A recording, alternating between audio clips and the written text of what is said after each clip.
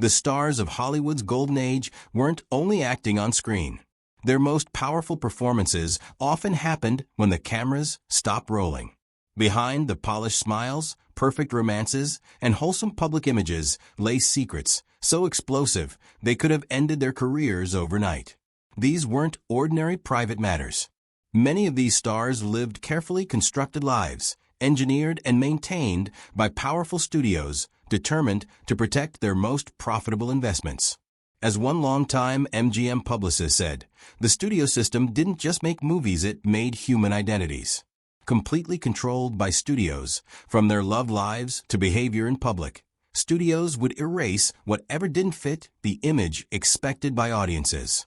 This mighty machinery of illusion worked with military-grade precision. Studio fixers intimidated witnesses, bribed police, covered up scandals, and planted fake stories in the press. Sham marriages were arranged, inconvenient truths buried, and real relationships hidden. Hollywood's golden age functioned like a full-scale deception factory, churning out the fantasy that the audiences wanted to believe. As historian Margaret Reynolds says, people talk about cancel culture now as if it is new, but during the golden age, a star's entire identity could be erased if one happened to step outside the studio's expectations. The control was absolute, the penalties for disobedience devastating. Number 1. Rock Hudson. Rock Hudson was manufactured into the perfect leading man, the masculine ideal America wanted in the 1950s. With his striking good looks, towering height, and effortless charm, he embodied the fantasy of the all-American heartthrob. On screen, he wooed glamorous actresses, reinforcing traditional values that helped stabilize a country recovering from war. But the image was a complete fabrication. Hudson was secretly gay, a truth that the studio system believed would destroy his career if exposed. His rise began when power agent Henry Wilson transformed a young truck driver named Roy Harold Scherer Jr. into Rock Hudson, creating a new name, new history, and new persona, all designed to hide the part of him Hollywood feared most. As Hudson's fame grew, so did the machinery protecting his secret. His 1955 marriage to Phyllis Gates was arranged by his agent and the studio, who saw it as necessary when rumors about Hudson's sexuality started spreading. The marriage lasted only 3 years, but achieved its purpose. Reporters who came too close to the truth were bribed or threatened. Columnists who cooperated were rewarded with exclusive stories, while those who didn't were shut out. Studio fixers used intimidation, blackmail, and strategic information trading to silence anyone who might expose Hudson. This system allowed him to become one of Hollywood's most bankable stars, but at a tremendous personal cost. Forced to hide his true identity, he lived a life of fear, secrecy, and emotional isolation. The truth finally came to light in 1985 when Hudson publicly announced he had AIDS, becoming the first major celebrity to do so. Only then, as his life neared its end, could he acknowledge the reality he had been forced to conceal for decades. His story remains one of Hollywood's most striking examples of how the studio system could shape not only careers, but entire lives, enforcing a fictional identity so powerful it helped define American masculinity for generations. Number 2. Loretta Young. Loretta Young pulled off one of the greatest deceptions in Hollywood history. She kept her own daughter in plain sight, pretty much for almost 80 years. While many stars kept personal details under wraps, Young kept an entire child under wraps. During the 1935 shooting of Call of the Wild, she had an affair with Clark Gable, married at the time.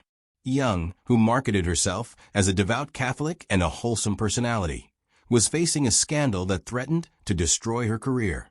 Her contract had morality clauses, and an unwed pregnancy would have had disastrous consequences, both professionally and personally.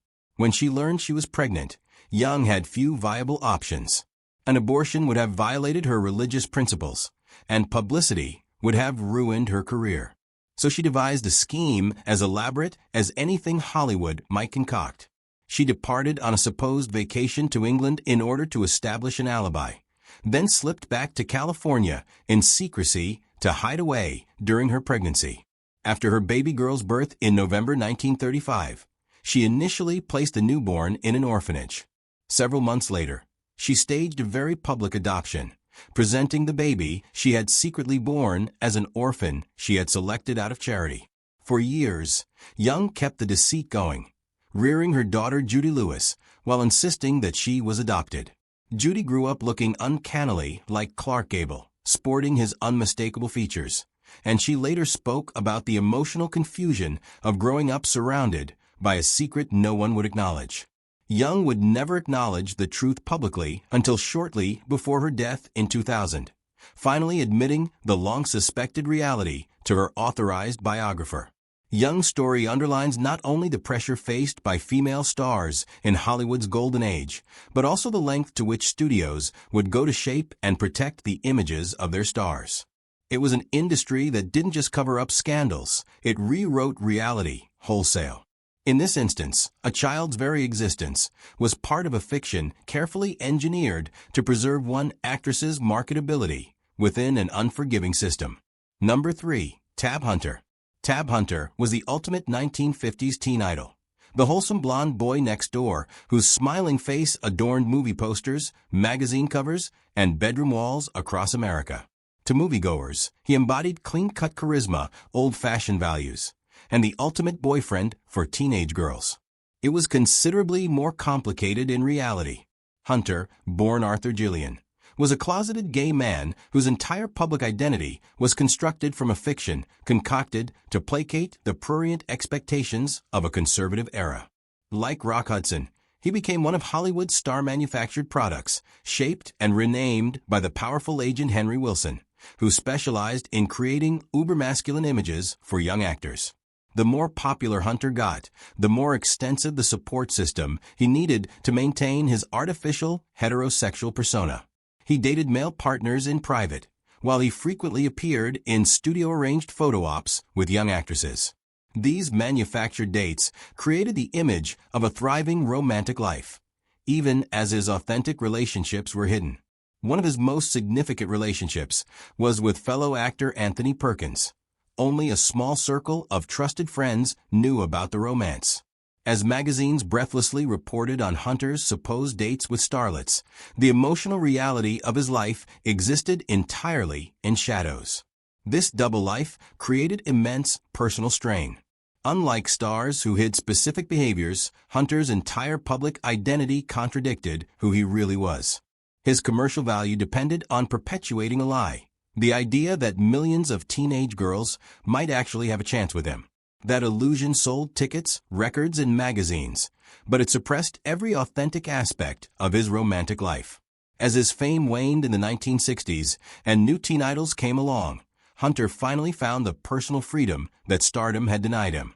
He continued to work in smaller roles and live more openly, though he did not publicly acknowledge his sexuality until many years later.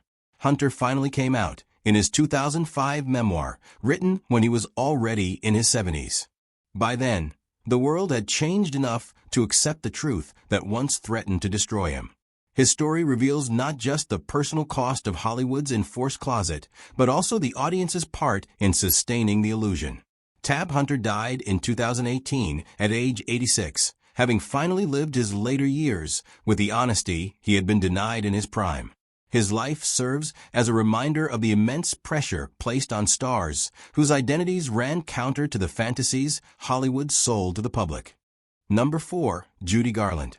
Judy Garland's finest performance wasn't Dorothy in The Wizard of Oz. It was the illusion of happiness she projected, living a life dictated by exploitation, addiction, and emotional trauma. Sold to the public as the wholesome, bright-eyed girl next door, Garland was Hollywood's emblem of innocence.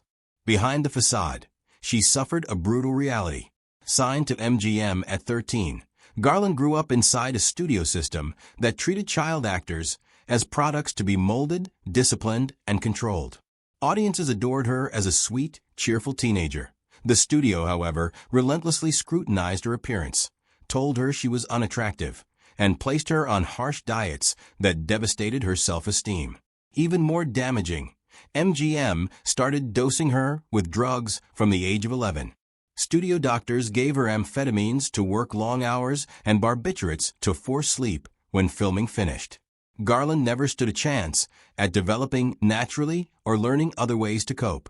The system that built her career also built the addictions that would later engulf her. When the inevitable results materialized: exhaustion, emotional breakdowns, declining reliability, the studio blamed her rather than its part in causing the collapse.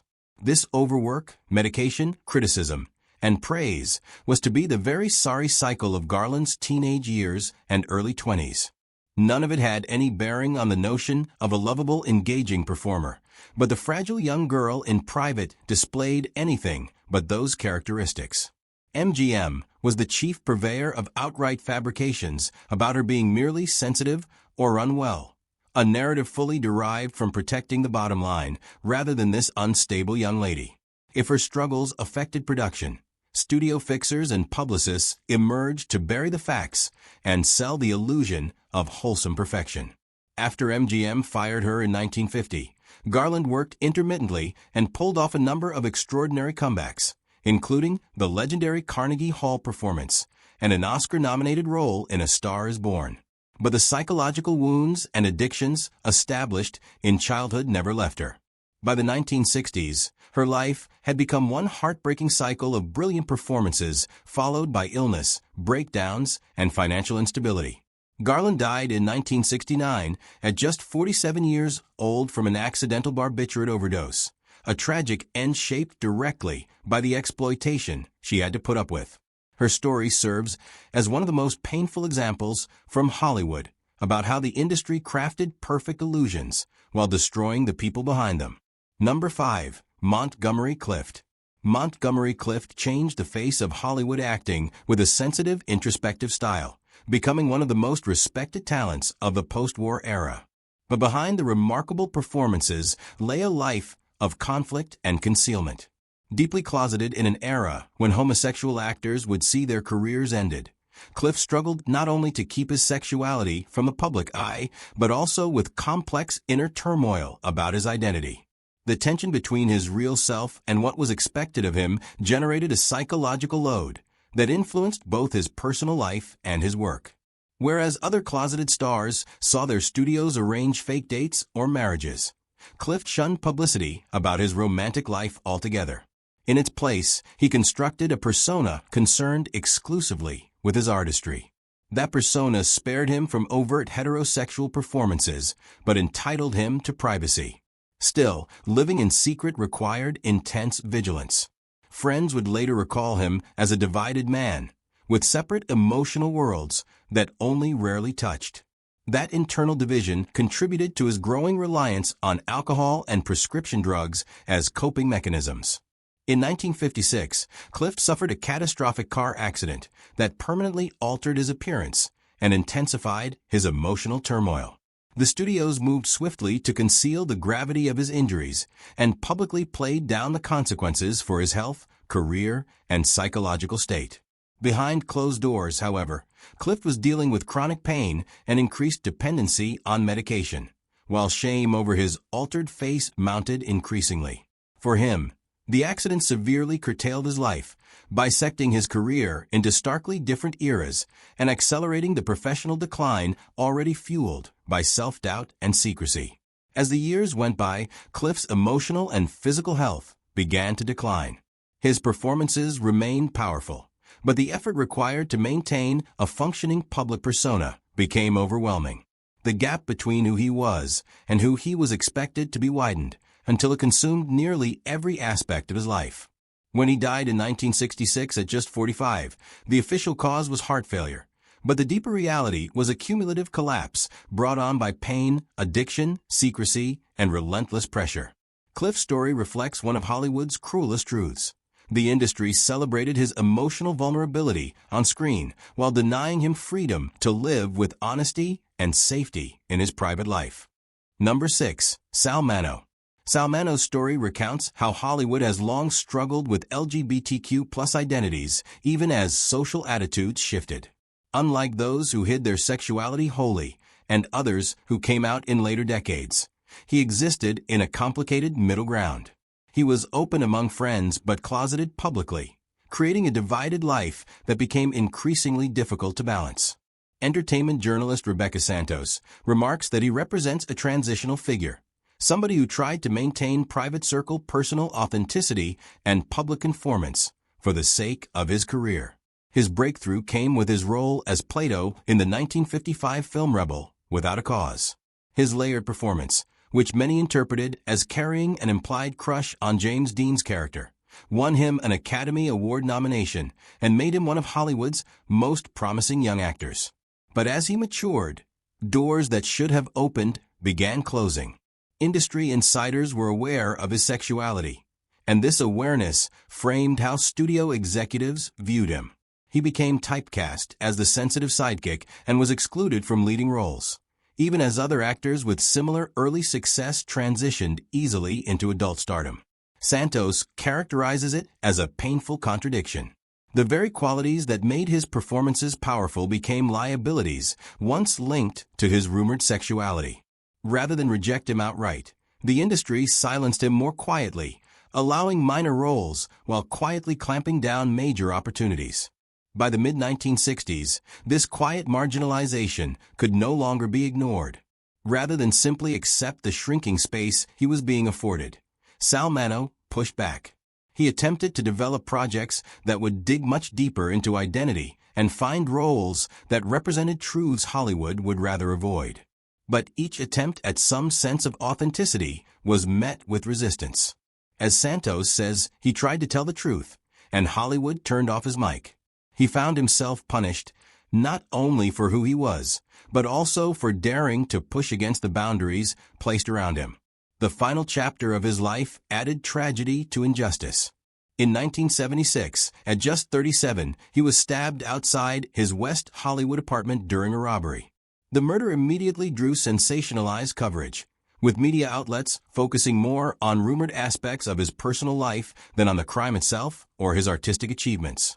Although the case was eventually solved 2 years later, the damage was done. Even in death, he was treated as a scandal rather than a respected actor whose career had been shaped and stifled by Hollywood's discriminatory system. His legacy occupies an uncomfortable space. He falls into neither the category of being wholly closeted nor that of being able to live freely, being in a transitional era where authenticity was more possible and more dangerous at the same time. His experiences reveal how Hollywood's evolving attitudes still constrained LGBTQ+ identities, limiting representation on and off screen. Number 7. Marlene Dietrich. Marlene Dietrich was one of the most audacious stars Hollywood ever had, a performer who broke sexual and gender rules decades before it was safe to do so.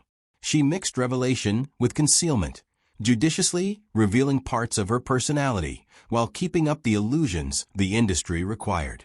As the film historian Margaret Collins describes, Dietrich was bisexual and personally quite open about that fact, but publicly presented an image in line with the ultra-conservative attitudes of mainstream Hollywood at the time. Her background played an immense role in shaping this balance. From Weimar-era Berlin, a considerably more sexually progressive environment than 1930s Hollywood, Dietrich brought an alternative vision of identity and personal freedom to the industry. Global fame gave her clout that few possessors of such fame have ever had. Yet the studio's publicity departments worked unceasingly to frame her as conventionally heterosexual, publicizing her relationships with men while scrubbing clean traces of her relationships with women. Despite Hollywood's best efforts, Dietrich managed to find ways to push boundaries. She pursued relationships with women quite publicly, including writer Mercedes da Costa and actress Edith Piaf, and for many years was rumored to have had a romance with Greta Garbo. Rather than concealing her complexity altogether, she tucked hints of authenticity into her public performances. In films such as Morocco, she donned a tuxedo and kissed a woman on-screen acts that pushed gender convention yet remained palatable to mainstream audiences because they were framed as theatrical. Dietrich had mastered the art of hiding in plain sight. She could use performance to express parts of her identity without naming them, leaving audiences to read through her behavior as performative, not personal. Her foreign mystique, striking beauty, and overwhelming charisma helped pull off such bold choices without damaging her career. Behaviors that might have doomed another actress became part of her allure. Her story speaks of both the limitations and the loopholes of Hollywood. Even as she was forced to perpetuate certain fictions about her personal life, there was still room for authenticity to exist carefully, strategically, and brilliantly wrapped in the trappings of performance. A template was set by her navigation of gender and sexuality for the generations that would come next, allowing a star to subvert norms even within a system built upon the rigors of controlled identity. Number 8. Rayo Navarro. Rayo Navarro's tragic story spoke to perhaps the most devastating example of the way that the chasm between public image and private reality might destroy that very same person a studio worked to promote. One of early Hollywood's first stars from Latin America, he reached incredible heights while navigating a set of contradictions that would ultimately contribute to his violent death. According to film historian Robert Thompson, devoutly Catholic and secretly gay, Navarro lived under an incredibly heavy psychological burden. His faith, cultural background, and sexuality were in incessant conflict. That burden molded both his career and downfall. Born Jose Ramon Gil Samaniego in Durango, Mexico, he arrived in Hollywood during the early 1920s as the studio system was taking shape. His striking looks and natural charisma propelled him quickly to stardom, beginning with The Prisoner of Zenda in 1922 and culminating in his iconic role in the 1925 epic Ben-Hur. As his fame rose, MGM crafted a public persona that emphasized his Catholic devotion, polished demeanor, and bachelor status. He was marketed as an exotic yet safe leading man who fit the fantasies of the era without challenging conventional morality. Behind this polished image, Navarro lived in constant fear that exposure of his sexuality would ruin not only his career, but also his spiritual standing and cultural identity. This placed him in a position where he had to lead a divided life, forming relationships with men in private, but never pursuing lasting partnerships or open companionship. The secrecy required exhausting vigilance. When the transition to sound films began in the late 1920s, his slight accent and changing audience tastes added pressure. His leading man status gradually faded throughout the 1930s, deepening his sense of isolation and fueling periods of depression and alcohol misuse. After his MGM contract ended in 1935, he continued working in smaller film and television roles, but never regained his earlier glory. Throughout it all, he clung to the constructed image the studios had made for him, leaving little room to develop an integrated identity that might have offered resilience. The tragedy culminated on October 30th, 1968. Navarro invited two young men to his home in the Hollywood Hills, thinking it would be a social visit. Instead, brothers Paul and Tom Ferguson, aged 22 and 17, had come to rob him, based on false rumors that he kept large amounts of cash hidden in his house. What was supposed to be a robbery ended in a savagely brutal assault that ended his life at age 69. Thompson remarks that his death exposed, in the most violent possible way, the private realities he had spent a lifetime hiding. Media reports sensationalize the crime, hinting at his sexuality through veiled references, making his murder tabloid spectacle rather than tragedy to be treated with dignity. In the end, his career-protecting deception contributed to his loneliness and vulnerability. If he could have lived authentically amidst honest support rather than secrecy, the circumstances leading to his death may never have happened. He lived a life of lies and died for a truth he could never safely speak. Number 9. Barbara Stanwyck. Barbara Stanwyck developed one of the most sophisticated approaches to privacy in Hollywood history. Known on screen for her sharp intelligence and toughness, she crafted an off-screen strategy that allowed her to keep control of her personal life without resorting to the elaborate heterosexual fictions used by other stars. Entertainment historian Michael Barnes notes that while Stanwyck married twice, she spent decades living with her longtime companion, publicist Helen Ferguson. Their domestic partnership lasted from the 1950s until Stanwyck's death in 1990. While never publicly defined as romantic, their living arrangement and unwavering closeness fueled persistent speculation in Hollywood circles. What made Stanwyck unique was her refusal to play the usual publicity games. When her marriages to Frank Fay and Robert Taylor ended, She did not participate in studio-arranged dates or public romantic storylines meant to portray her as heterosexual. Rather than masking her private life behind contrived relationships, she chose silence and consistency. She neither confirmed nor denied speculation about her sexuality. She simply refused to address it, focusing interviews strictly on her work. Her professional reputation was so commanding that the press generally respected her boundaries. Barnes says industry insiders had long assumed she was a closet lesbian, shielded by powerful studio public relations. That assumption was based not on public pronouncements, but on decades of quiet evidence.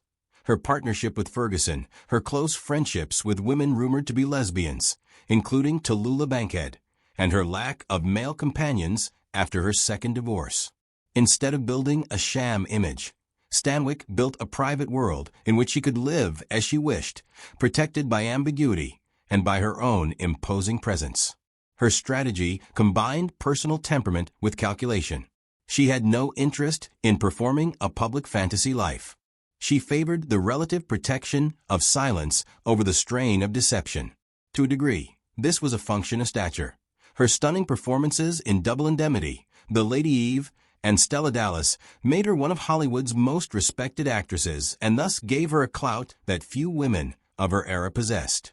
She didn't deny the rumors, she just simply never let the rumors go into print. Stanwyck's case also underlines the gender differences in the ways Hollywood dealt with sexuality.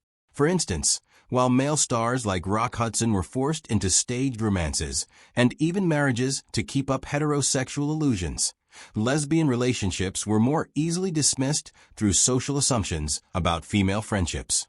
The Boston marriage dynamic gave some women room to form same-sex partnerships without attracting the same level of scrutiny men faced. By firmly but quietly setting boundaries, Stanwyck achieved what few stars were able to: a private life on her terms. Her strategy did not involve elaborate lies, only consistent refusal to participate in narratives she didn't choose. It allowed her to protect both her career and her personal truth in an era when such balance was all but impossible.